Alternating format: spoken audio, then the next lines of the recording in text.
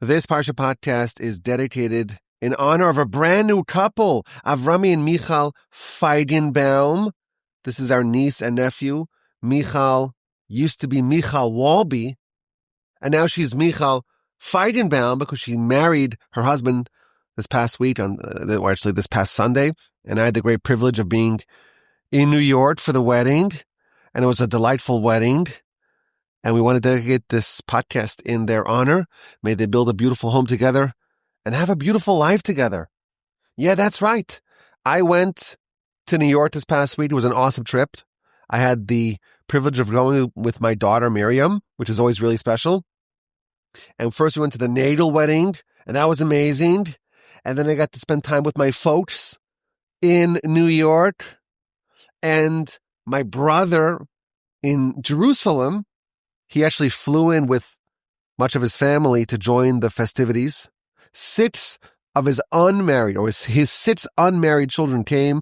The 4 married children stayed there. So I got to spend time not only with my parents, but also some of my Israeli siblings and nieces and nephews, some of the most wonderful, delightful people in the world. I got to spend Shabbos with my folks. I got to spend time in my old stomping grounds. And, usually when I travel, it's with the family and I have obligations and I can't just do what I want. And I'm on a clock and the kids don't let you do your own thing, But I had some really interesting experiences. I went myself, my daughter, but she's kind of matured. So I went to this minion factory. You don't know what a minion factory is. Minions are those little guys, those little yellow guys with one eyes. No, not that guy. The minion, the Hebrew for minion, that's a reference to a prayer, a communal prayer.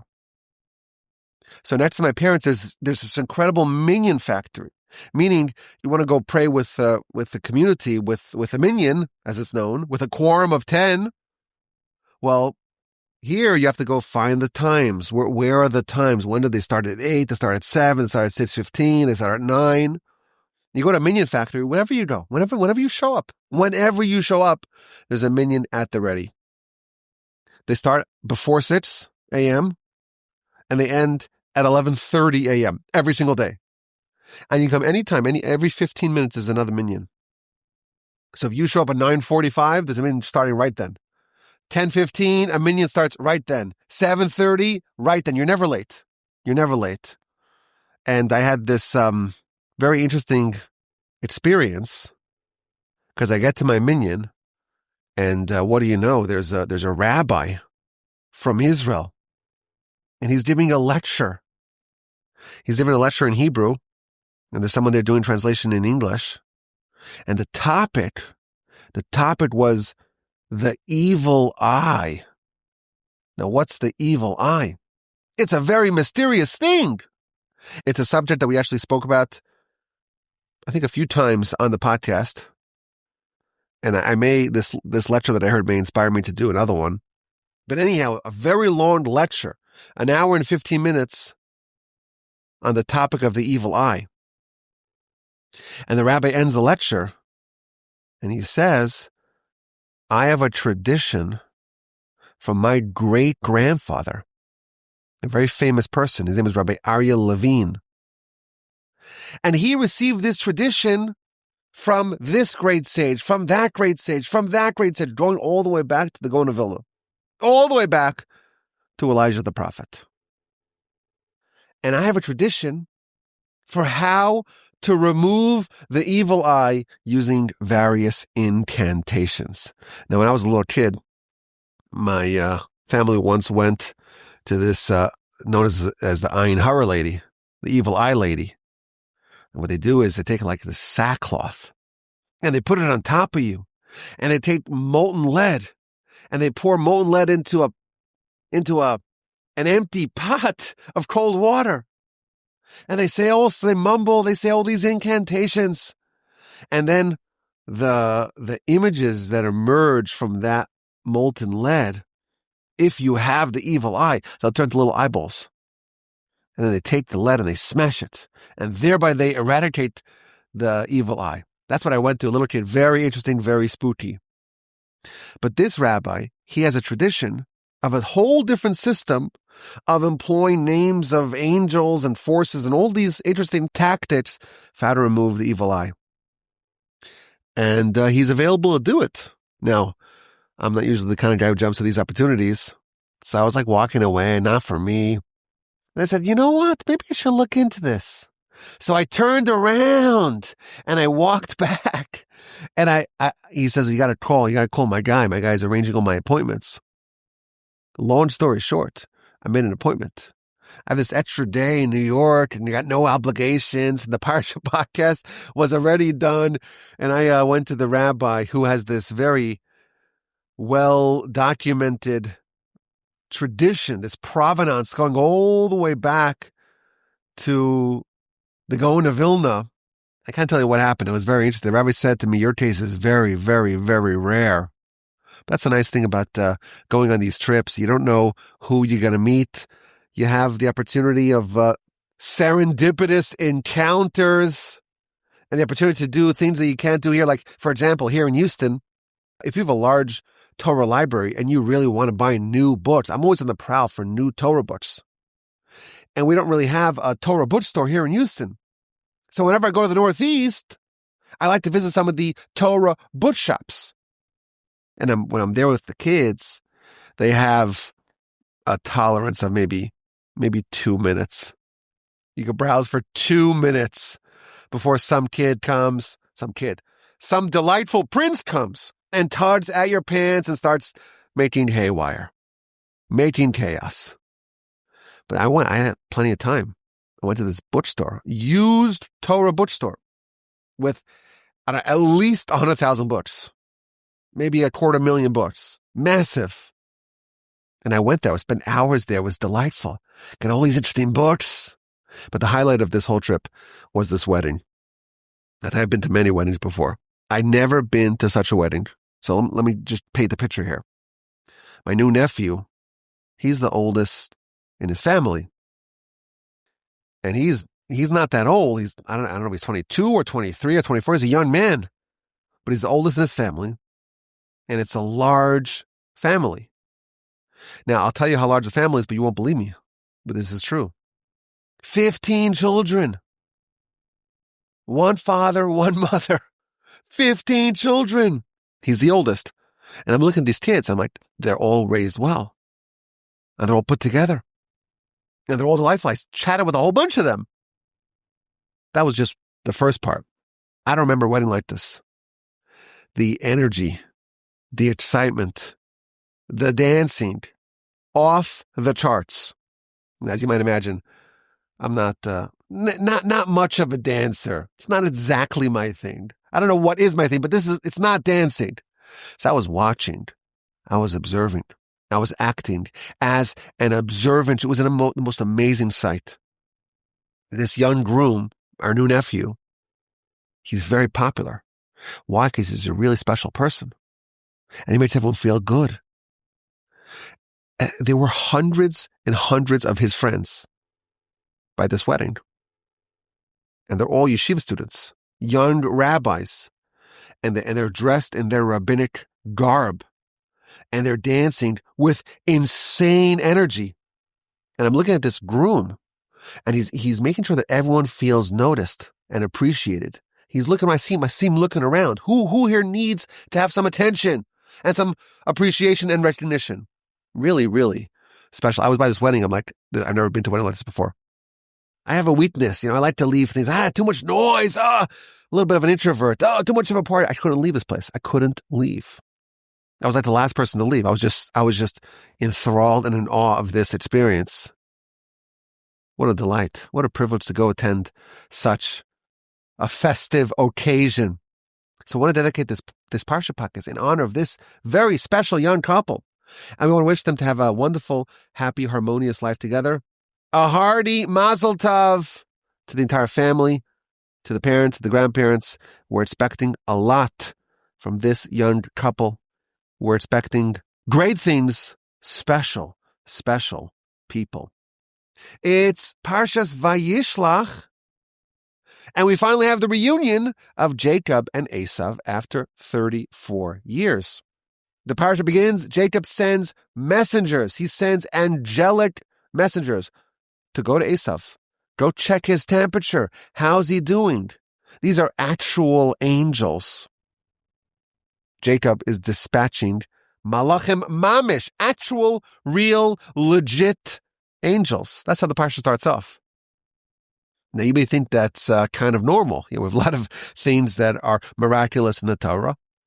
But as far as I know, there's no one else on record that has the ability to send angels. This morning I was thinking, is there any other example? I remember the Talmud. The Talmud tells us this crazy story about Rabbi Shimon Bar Yochai, and he sends a demon to Rome to go help him.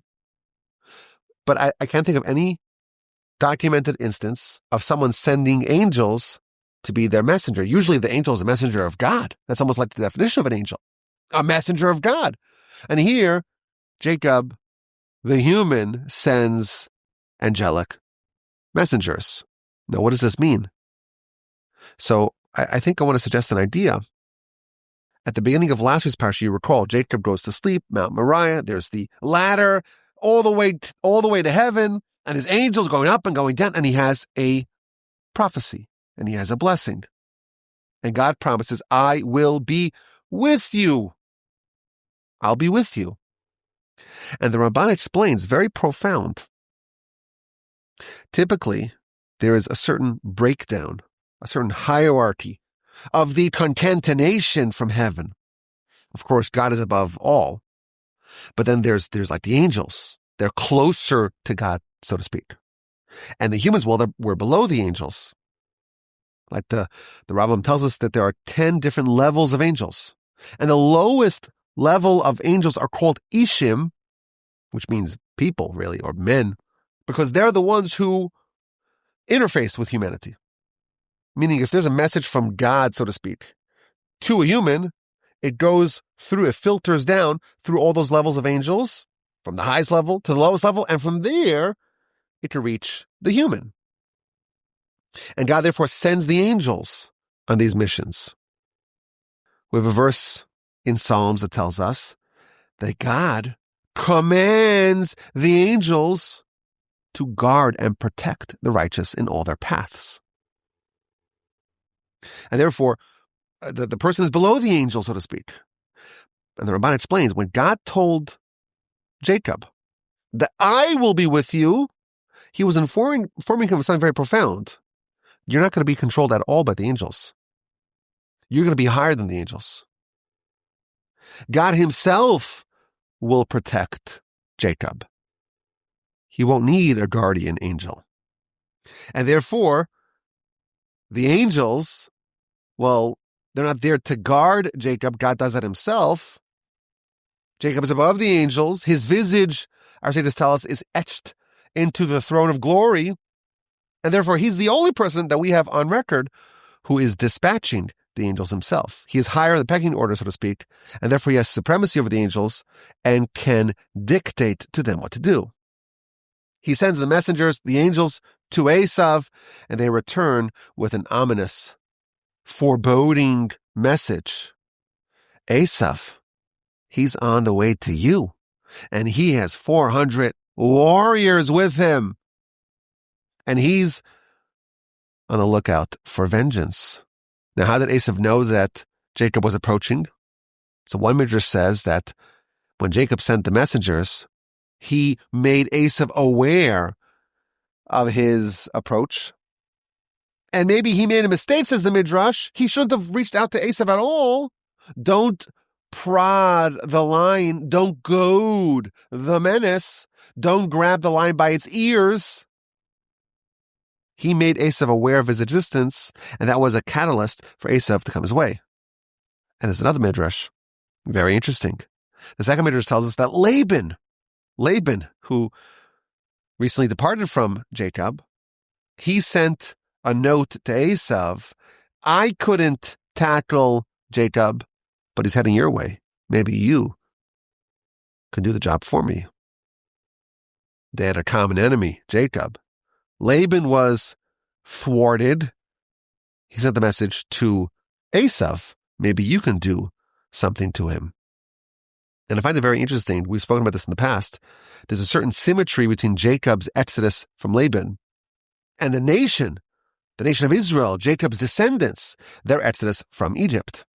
For one, Laban is always compared to Pharaoh. So Jacob is almost like enslaved by Laban. He has to leave. He has to flee. The Jews escape from Egypt. Pharaoh chases them. Jacob escapes from Laban, and Laban chases them. And both Laban and Pharaoh encounter the fleeing Jews 7 days later. And after the nation departs from Pharaoh and Jacob departs from Laban, there's a follow-up. Jacob has to encounter Esau, and of course, the nation has to encounter Amalek, Esau's descendant. Now, Jacob, when he finds out that Esau is approaching, he was fearful. He was distressed.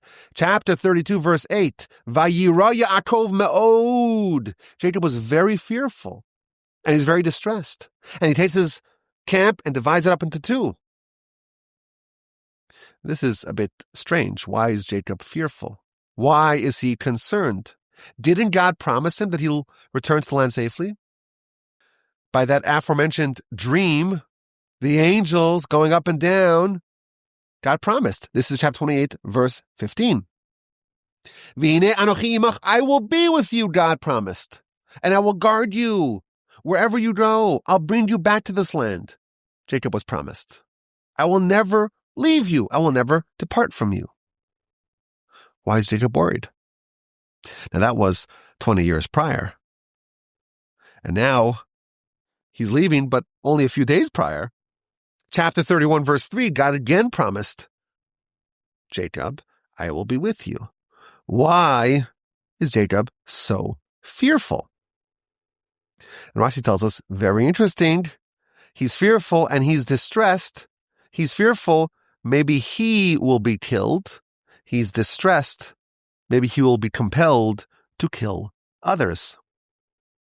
Even though Jacob may have grounds to warrant him killing Esau, self-defense, of course, Jacob understood prophetically that Esau is someone that will have a very glorious line emerge from him.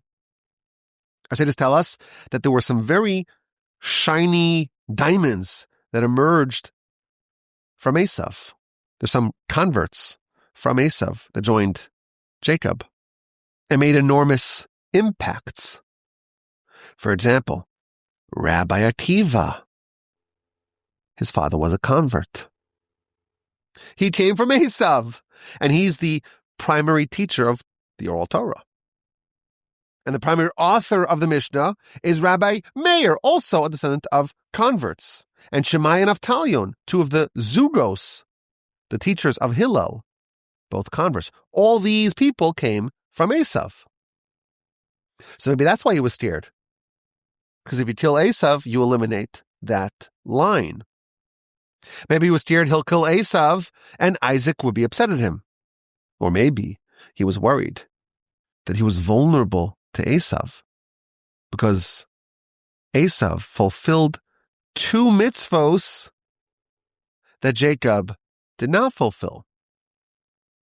Our sages tell us that there was never a person in history that fulfilled the mitzvah of honoring your parents like Esau did. In addition, Jacob had just spent 20 years outside of the land of Israel.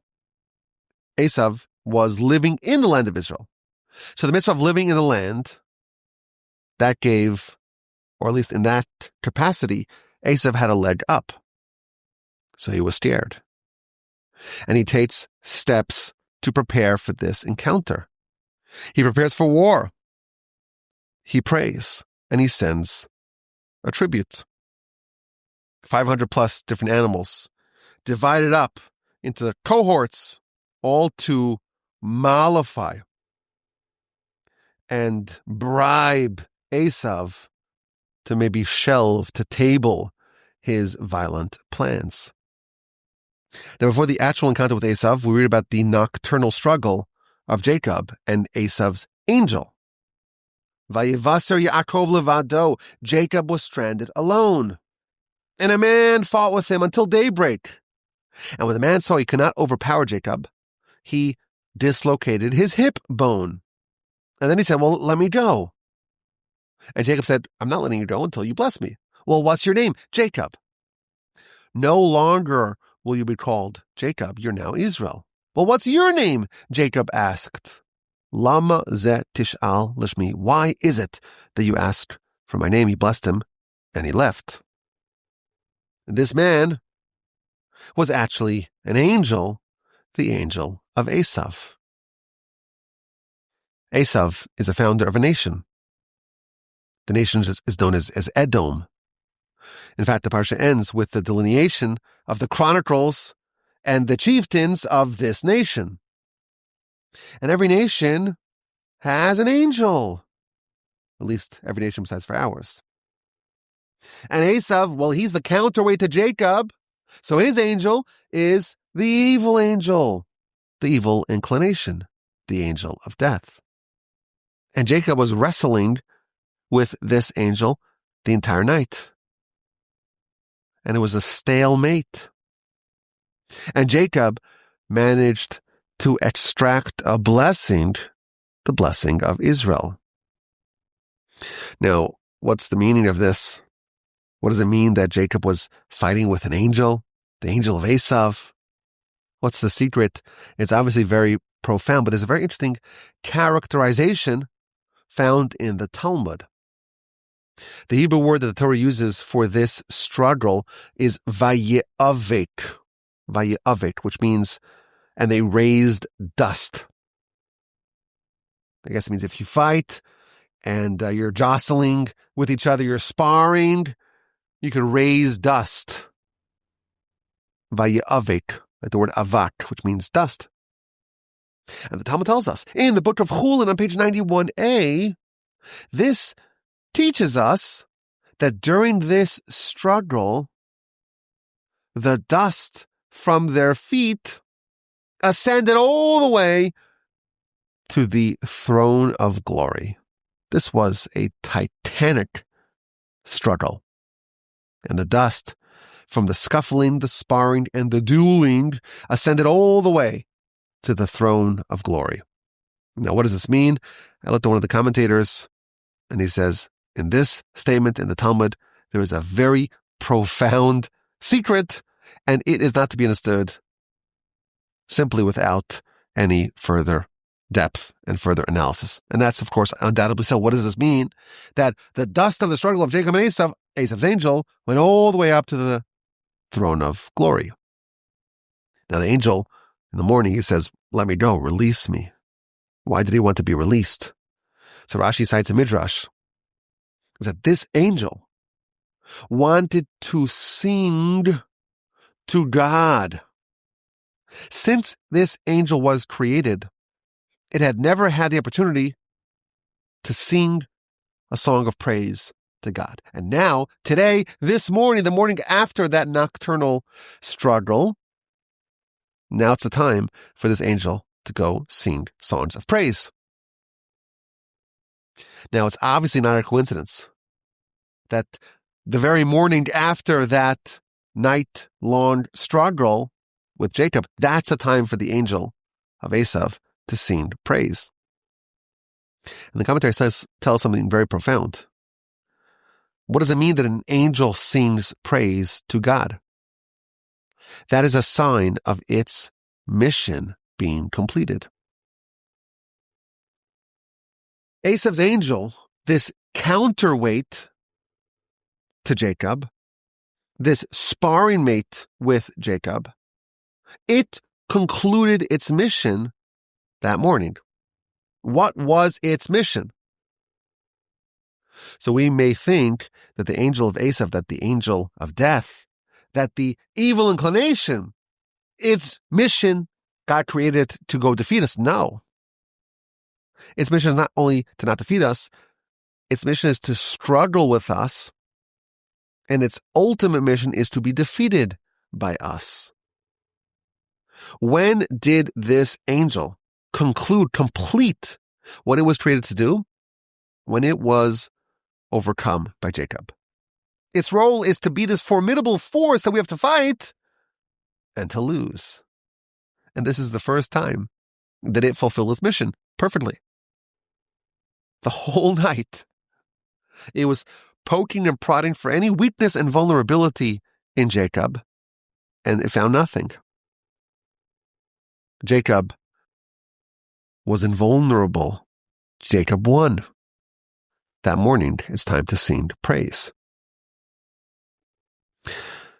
There's a force that the Almighty created. We call it the angel of Esau. We call it the Satan. We call it the angel of death, the Yetzer Hara, Uncle Sam.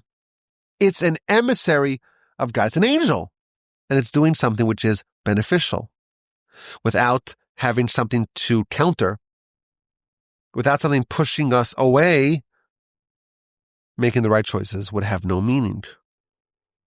I've been told from very reliable people that when you lift weights, it's not easy.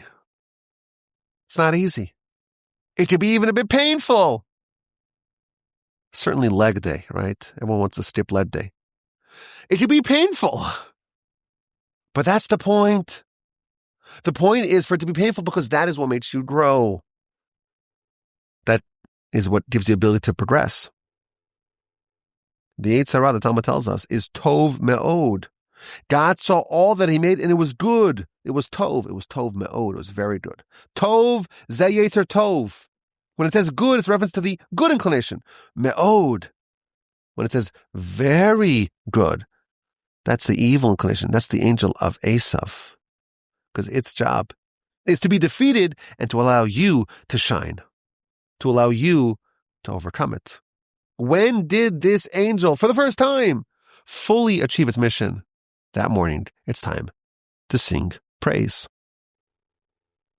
After overcoming Esau's angel, he finally reunites with his brother. After 34 years, the twins reunite. And Jacob bows 7 times before Esau, and Esau runs to him, and he hugs him, and he falls on his neck, and he kisses him, and they cry together. And there's different opinions as to the nature of this emotional outburst. Some say it was a genuine groundswell of emotional love. The evil Esau must work all that flattery and the tribute and the prayer. Others suggest that Esau was as hateful as ever, as vengeful as ever. And yes, the verse says he kissed him, but really he tried to bite him. He tried to bite him, says the Midrash, and miraculously Jacob's neck turned into a pillar of marble. And Esau's teeth fell out. And that's why he was crying. He was crying because of his teeth. And that's why, says the Midrash, if you look in a Torah scroll, on top of the word Vayishlach, which means, and he kissed him, there are dots. Don't misinterpret this as if he really kissed him. No. He tried to kiss him, or he pretended to kiss him, but really he had something more nefarious planned.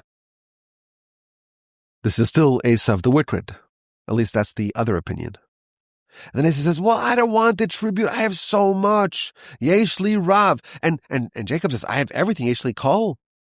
And you have to take the tribute. Okay, fine, if you insist. And then after Esau accepts the gift, he says, well, why don't we get together? Let's be a big, happy, harmonious family. And Jacob says, no, it's not a good idea. The children, they're young, they're tender, the flock is young and tender. I'll get to you eventually. We'll get together Thanksgiving. I'll make it to Mount Seir eventually. And our sages tell us, even though we have no record of Jacob actually fulfilling his word, he was, in fact, prophetically foretelling that there will be a time where Jacob goes to Mount Seir. The last showdown, the final showdown before Messiah. So when Jacob marches up Mount Seir and has that much anticipated and awaited final encounter with Esau. Esau, you waited 34 years for me to come back from the house of Laban. And you've waited on Mount Seir for 3,400 plus years. We'll get there sometime soon. I assure you, The parsha ends with Jacob's travels. He lived in Sukkot for 18 months. Then they moved to Shechem. We have the episode of Dinah. Jacob and Leah's daughter Dinah is assaulted, is raped by Shechem, son of Hamor, the crown prince of the city of Shechem. So it's confusing. Shechem is a person and a place. Jacob is stoic when he discovers what happened. The brothers, they don't take this sitting down. They plot, they scheme. Sure, you could intermarry amongst us. You'll be just like us. Just circumcise. 3 days later, they're all incapacitated. And Shimon and Levi, with their swords, slaughter every guilty person in the city and take Dinah back. The Midrash gives us an interesting epilogue to the story. Dinah was actually impregnated by Shechem.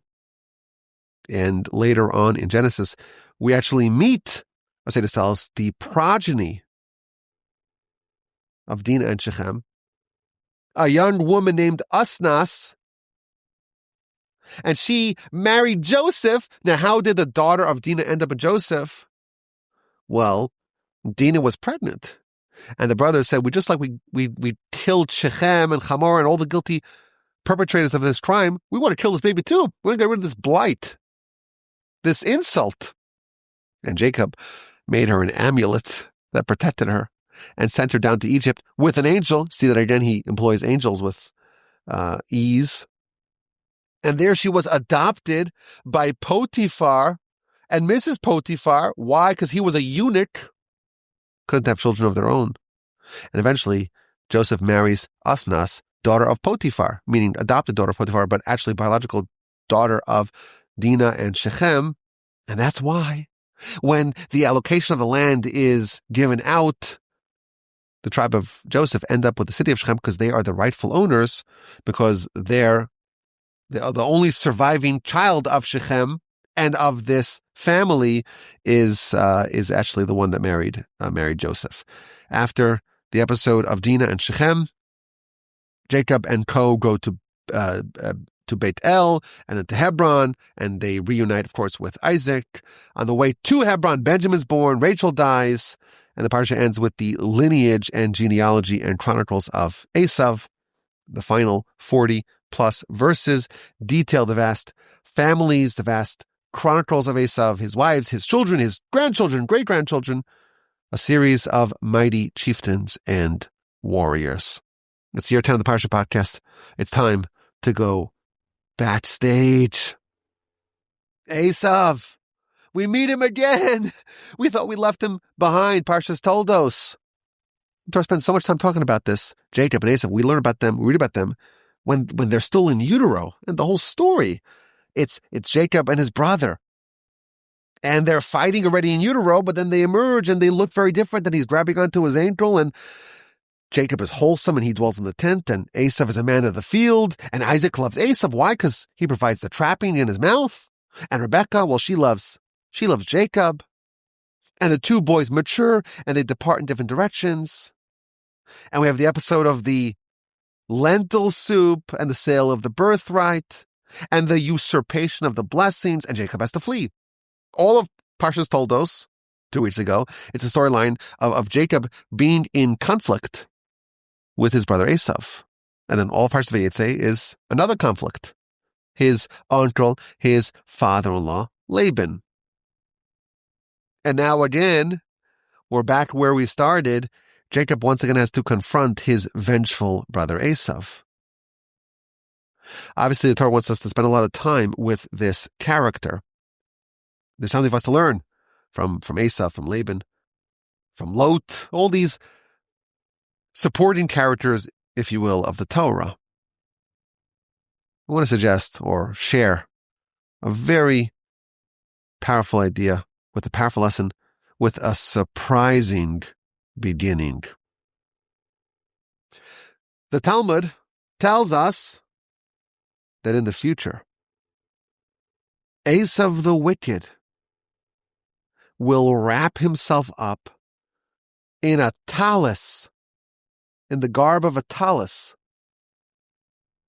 And he will sit in heaven, in paradise with all the righteous. You'll have this very unusual thing. All the righteous and Esau the wicked. What's he doing there? Continues the Talmud. And then God will drag him out of there. And quotes a verse, even if he is as high as an eagle, even if he's even higher, he's amongst the stars. From there, God will bring him down, will drag him down. Fascinating teaching in the Talmud. Esau is together with all the tzaddikim, with all the righteous people. And the righteous people themselves, they're cool with it. They don't expel him from their midst. And God, so to speak, he drags Esau out. Esau doesn't want to leave. He's fighting. He's resisting. He is stating his claim to be a legitimate, worthy member of that group. Esau, on some level, belongs amongst the righteous. The righteous people, the legitimately righteous people, when they see Esau, they think that he maybe belongs. Only God recognizes that Esau does not belong. Only God expels him. Let's explain.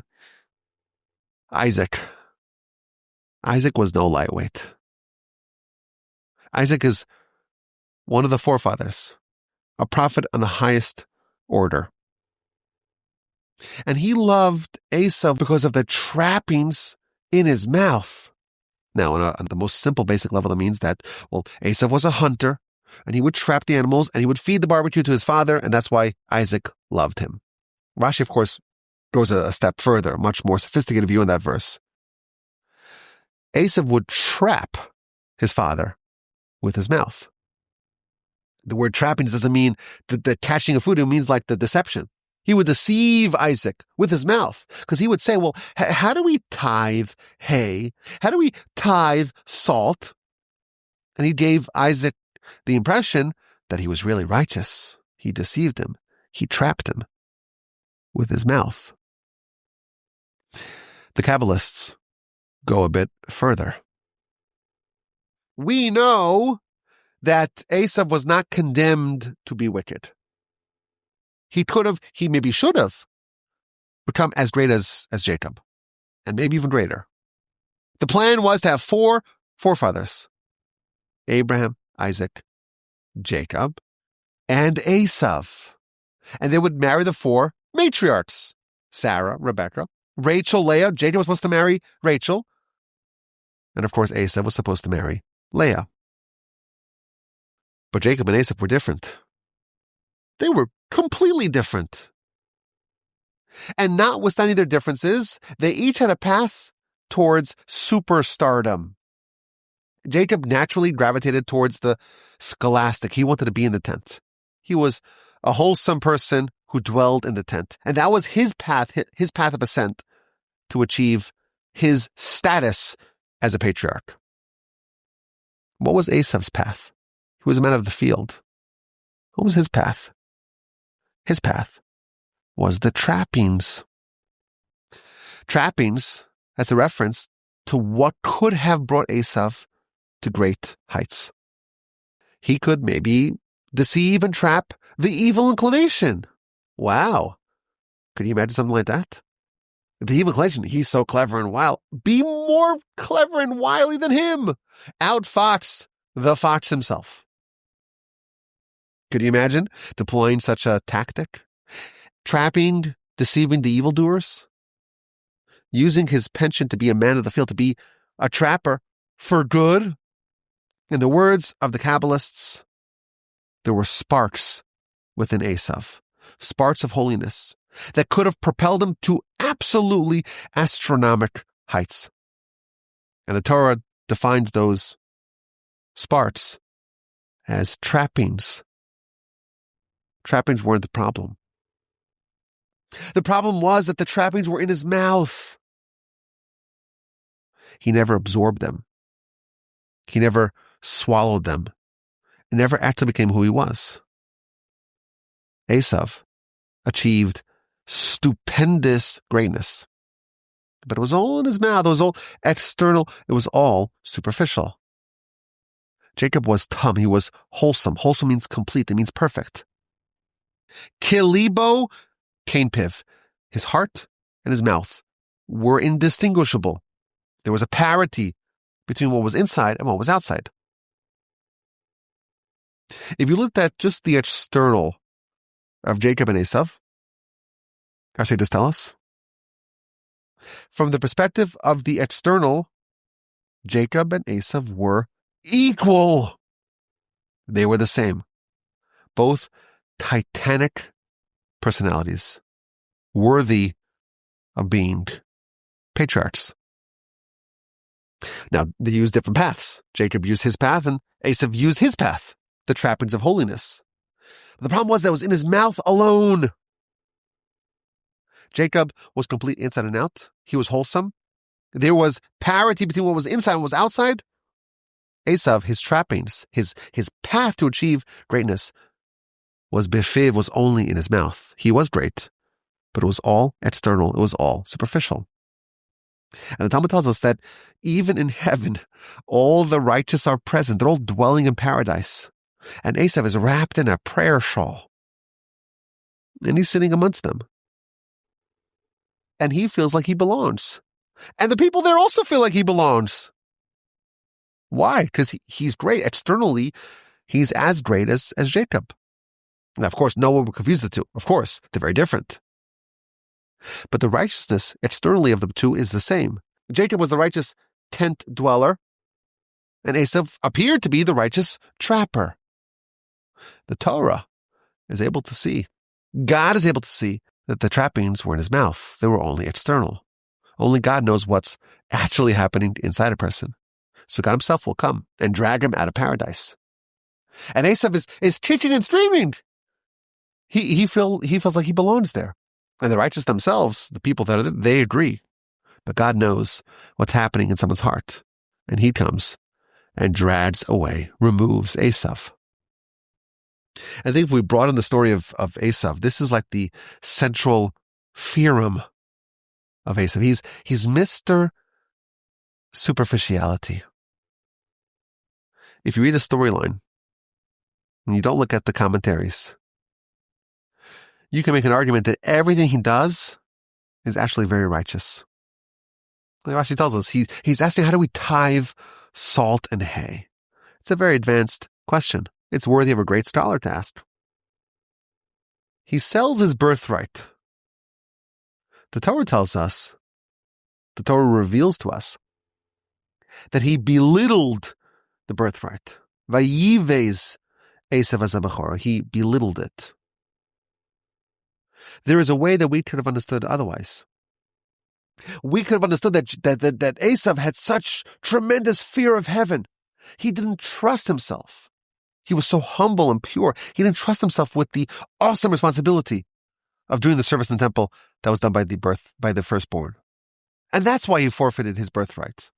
His aversion to that office of greatness was actually a mark of righteousness. I'm not worthy enough. That's what he would have said. His mouth was righteous. Maybe even his head. After all, his head is buried in the cave of the patriarchs. His flaw is invisible. It's in his heart. Esau could have been one of the greats, but instead, he became the embodiment of evil. We read, and this is Parsha, we read about the struggle of Jacob and the minister, the angel of Esau.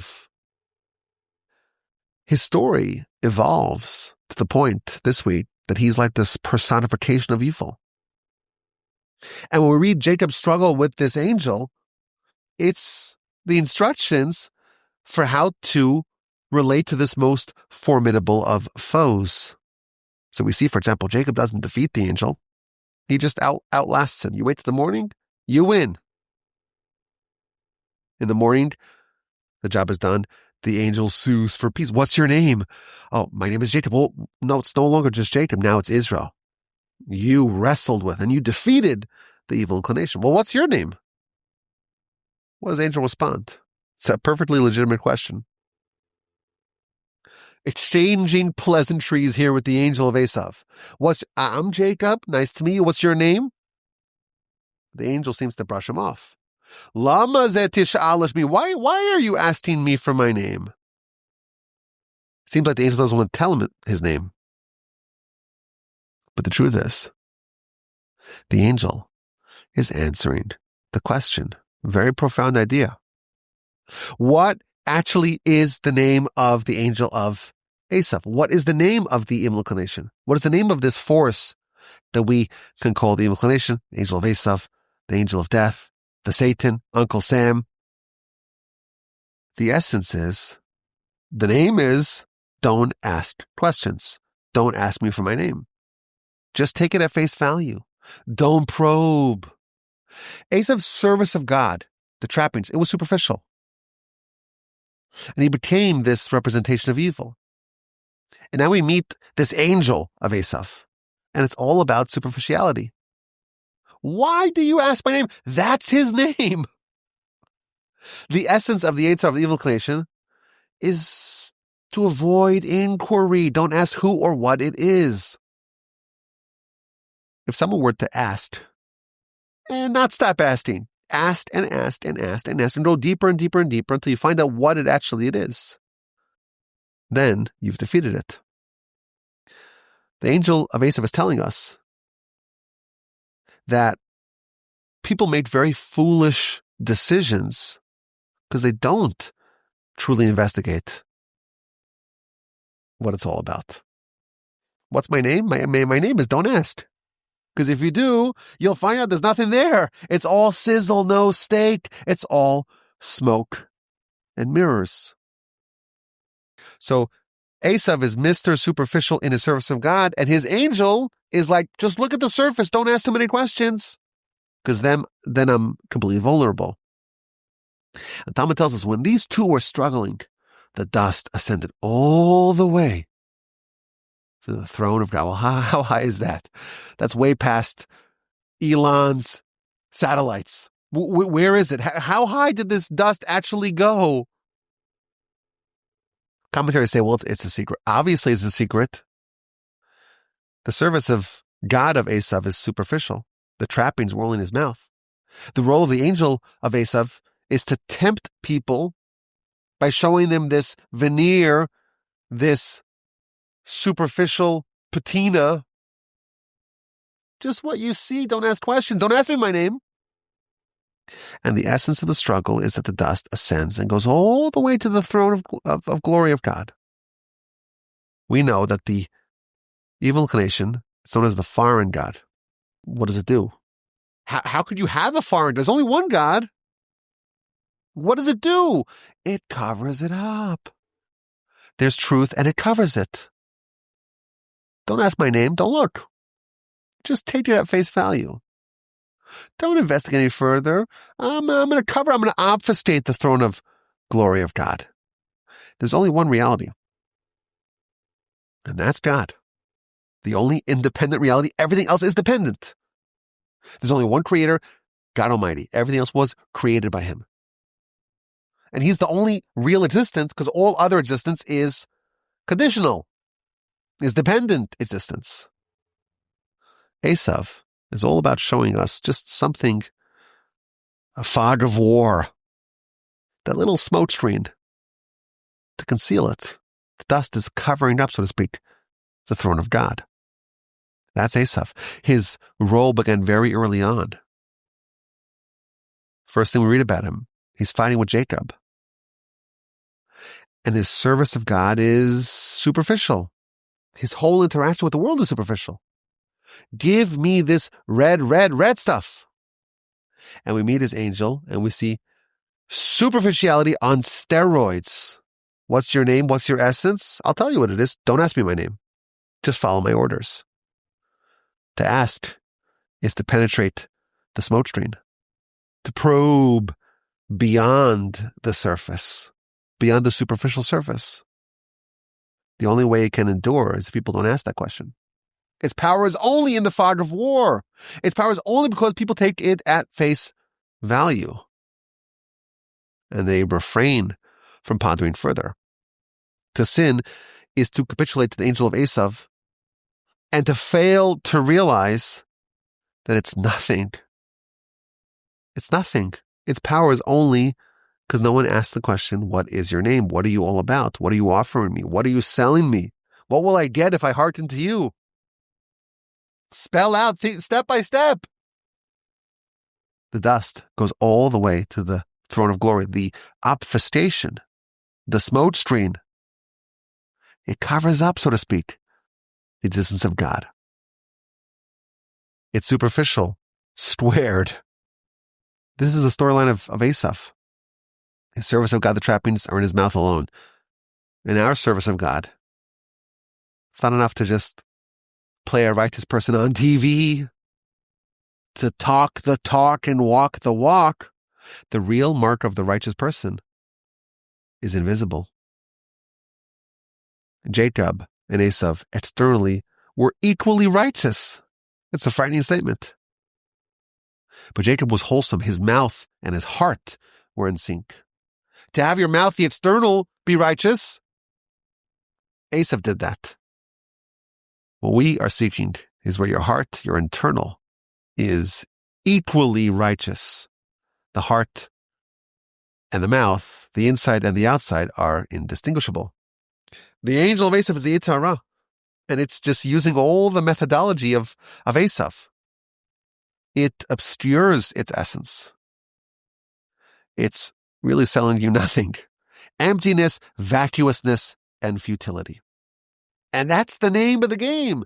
Don't ask questions. Don't try to figure out where this will bring you to. Because if you do, it's completely feckless and empty, defanged of its seemingly unlimited power. Esau, this is what he does. The food, just the red stuff. But wait a minute, don't you realize it's lentils? Abraham died today. There's a bigger story behind the picture. No, it's just red stuff. Pour it down my throat. That's why his name is Edom. That's why the Parsha ends with a delineation of the families and the genealogy and the chronicles of Esau. And again, we're reminded he is Edom. And we're encouraged to make sure that we are aware of his tactics and his methodology, and that we make the powerful choice to follow the ways of Jacob, our forefather, Kilibo Cain Piv, whose heart was like his mouth. I was able to understand exactly what Esau was all about, navigate around that, and managed to depart from Esau forevermore. And yes, there'll be one more time in the future where they will once again have a showdown, and we're hoping to maybe be privy to that. May it come sometime very soon. I appreciate you listening to this Parsha podcast. We're making big progress throughout the book of Genesis. We did already Bereshis, Noach, Lech Lecha, Vayera, Chayisara, Toldos, Vayitze, Vayishlach. We're 8 weeks into year 10 of the Parsha podcast. We're trying to go a bit backstage, behind the scenes, the story behind the story of the Parsha. I hope you're enjoying it at least 5%. 5% of how much I'm enjoying it from the Torch Center in Houston, Texas. Have a wonderful day, a sensational, amazing rest of your week. And of course, a delightful and magnificent and triumphant and exhilarating and exciting and ecstatic Shabbos upcoming. And please God, we'll talk again. Yes, that's right. Next week, please God, for the Parsha Podcast from the Torch Center in Houston, Texas. And as always, my email just says rabbi@gmail.com.